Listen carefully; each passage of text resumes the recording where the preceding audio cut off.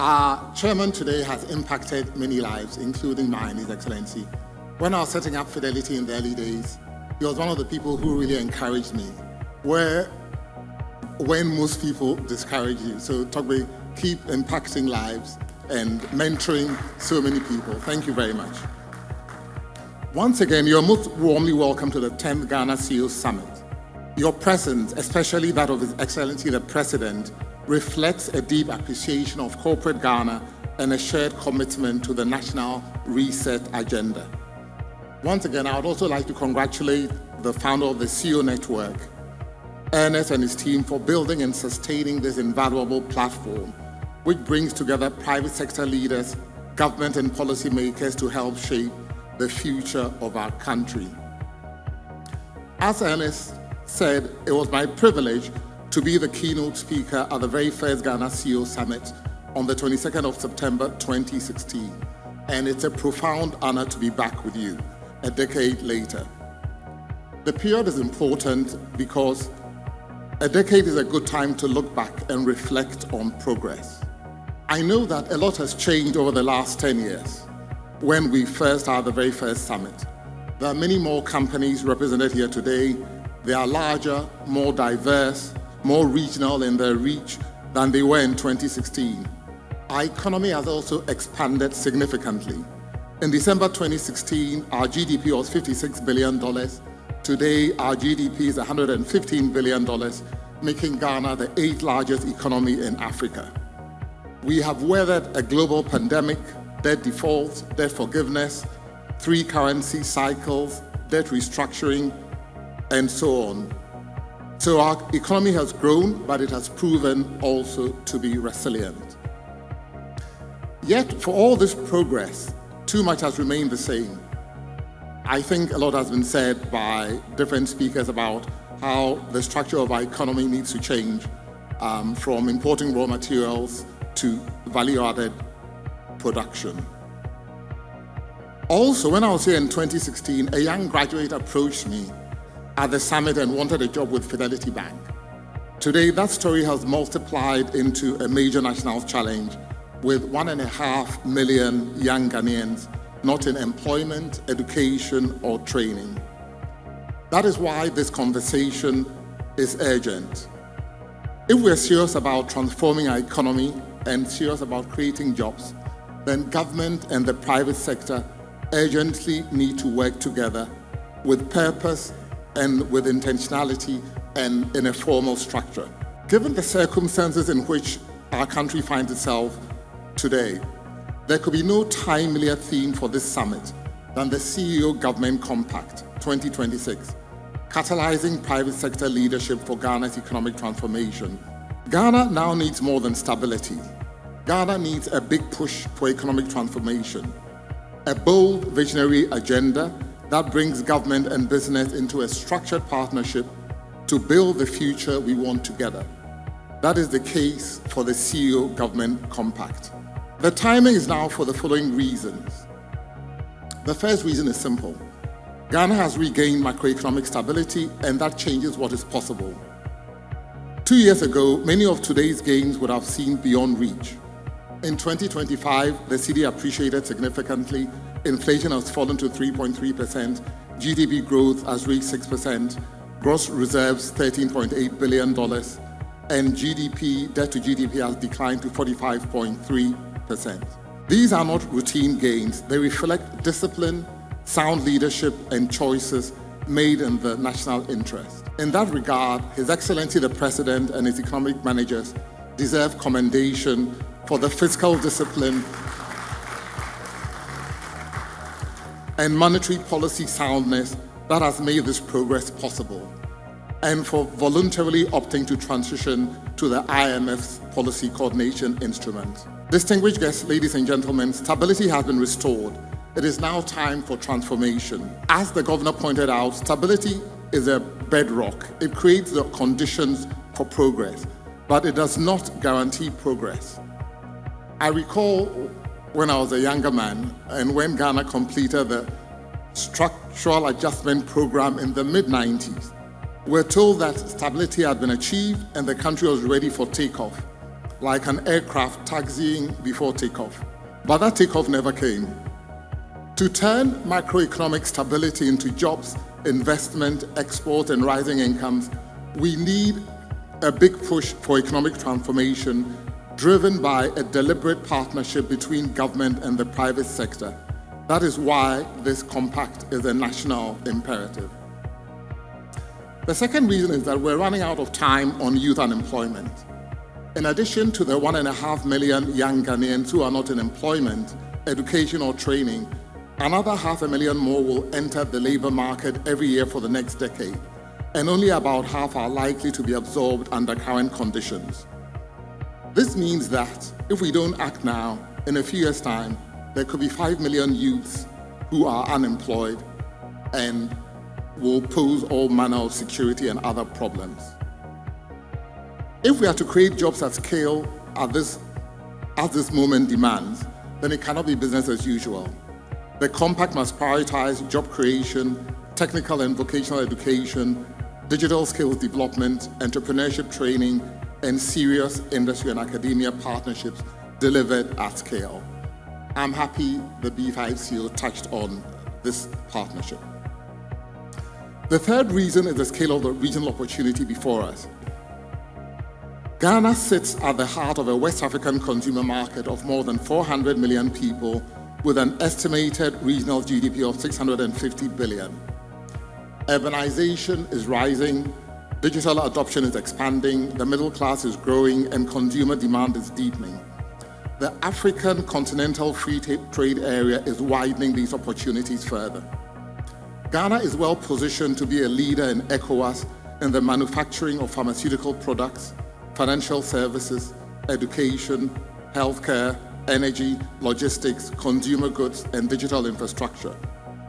But opportunity will not automatically become an advantage unless we're intentional, and if and only if this intention is coordinated and ambitious in a common transformation agenda. The fourth reason is that the next chapter of Ghana's economic transformation will be driven significantly by technology, as others have touched on: data, analytics, artificial intelligence, and digital platforms. Technology will shape our competitiveness, productivity, and growth. That is why the recent launch by His Excellency the President of a national AI strategy with a clear vision to position Ghana as a leading AI hub in West Africa is such an important step. I thought you'd give your President another round of applause. Ghana has already led the way in West Africa in several areas of digital transformation.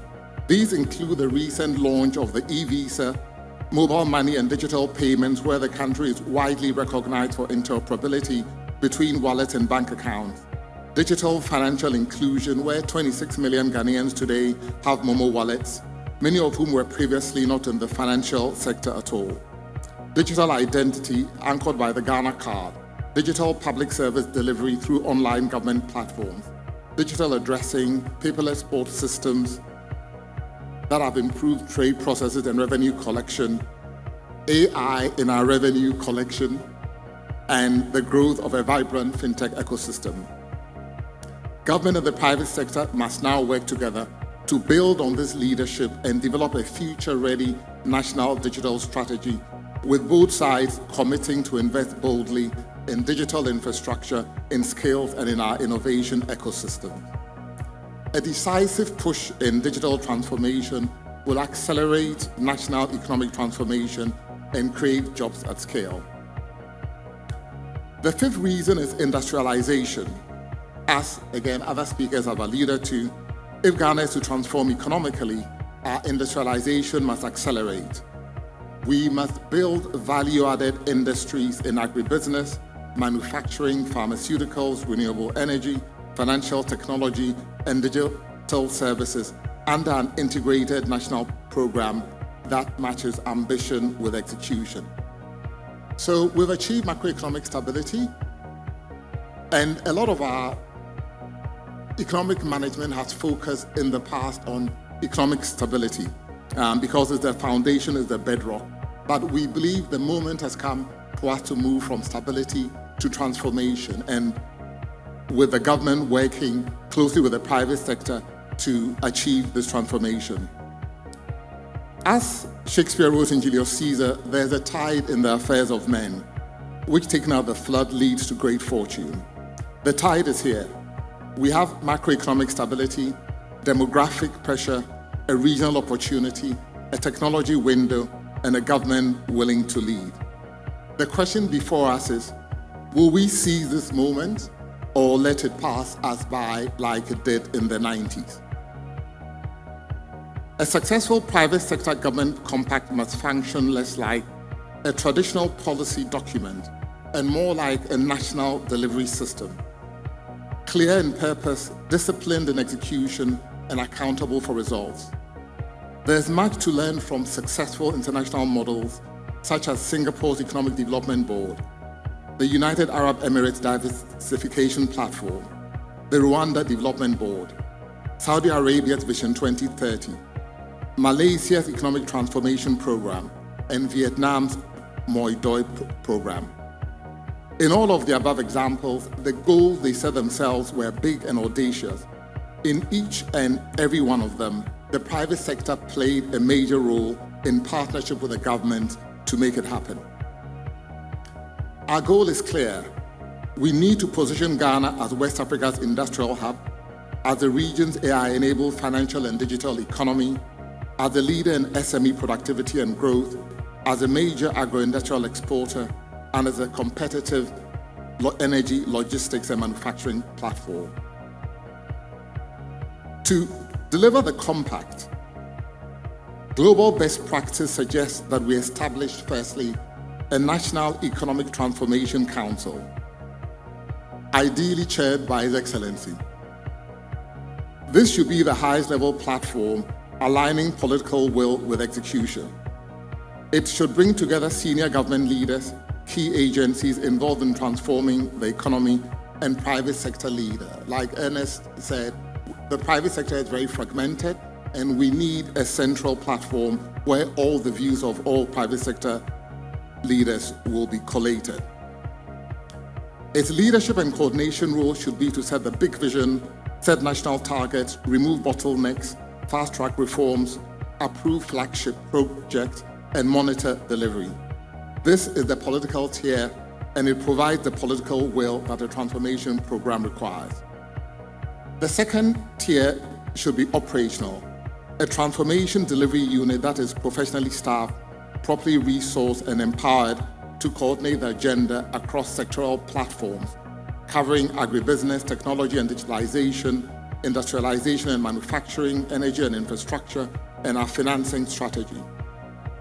It is proposed that each sector platform is co-chaired by a senior government representative and a private sector leader, with clear time-bound deliverables.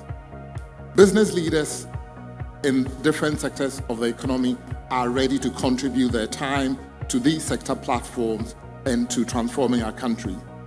Looking at the examples of successful transformations in different countries, for the compact to succeed, it shouldn't be built only for the present administration. It must be designed to endure. If we look at the examples in Malaysia, Singapore, United Arab Emirates, the transformation delivery units have been established by an act of parliament with cross-party support, so that it is not dismantled by the political weather. Institutions such as Singapore's Economic Development Board and Rwanda's Development Board have endured because they were built to outlast government. The second is operational independence and accountability, and the third is transparent reporting. If the private sector is given a clear agenda, credible priorities, and a stable framework, it will respond with capital, innovation, and execution. And it has done so before and will do so again and again. I'll give one example. I have two here, but I'm running out of time. In 2020, when Ghana faced the shock of the COVID pandemic, private sector leaders came together to establish the COVID-19 Private Sector Fund and raised a total of 48 million Ghana cedis to complement the government's efforts in fighting the pandemic. The fund delivered several important interventions, including Feed a Car, through which 146,000 hot meals were distributed to vulnerable people in Accra and Kumasi during the lockdown. The fund also built, within 100 days, its flagship project, the Ghana Infectious Disease Center, a state-of-the-art, ultra-modern 100-bed hospital with a 21-bed intensive care unit, which was then gifted to the state. This is what the private sector can do if it is called upon to act. With a clear direction and bankable priority projects, the private sector will bring capital. New investment will be deployed into priority sectors of the compact over the next 5 years, tracked transparently and reported publicly. Secondly, the private sector will create measurable new direct employment over the same period, supported by structured apprenticeship pathways for young Ghanaians entering the labor market. Third, under a structural transformation agenda, the private sector will help deepen domestic supply chains, again this has been talked about, and strengthen Ghanaian SMEs. Fourth, the private sector brings deep industry insights, execution capability, and the discipline required to turn strategy into results. This is what the private sector can bring to the table.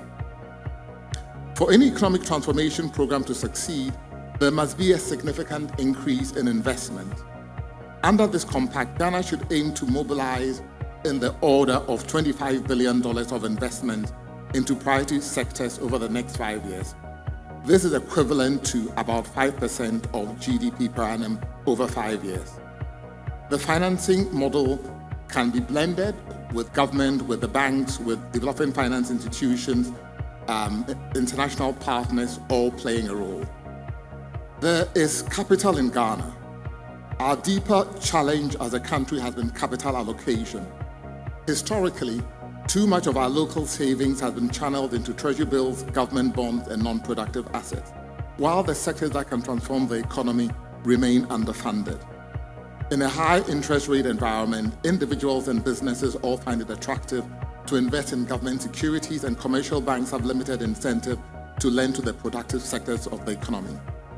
Our pension and insurance regulations also tend to favor government securities over equity. That is why it is critical to preserve the fiscal discipline, sustain the low interest rate environment, and make it easier and more attractive to invest in productive sectors of the economy. The compact will help drive that shift. For this compact to succeed, 4 conditions must be met: sustained political support, a well-resourced delivery unit, focus relentlessly on execution, strong private sector buy-in at the highest level, and clear strategic direction so that every actor understands their responsibility and results. If we get this right, success will be unmistakable.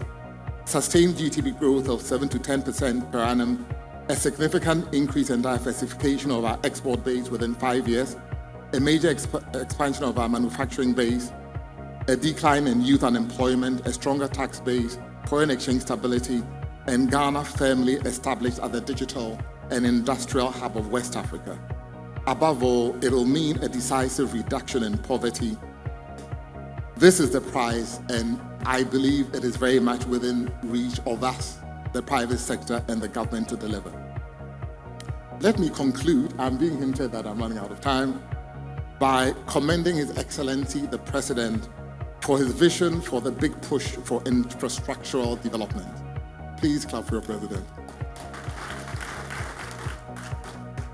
Let's complement that big push with a big push for economic transformation through a genuine government and private sector partnership to transform Ghana, create jobs, expand opportunity, deliver prosperity for all, and build the Ghana we all want. Thank you very much.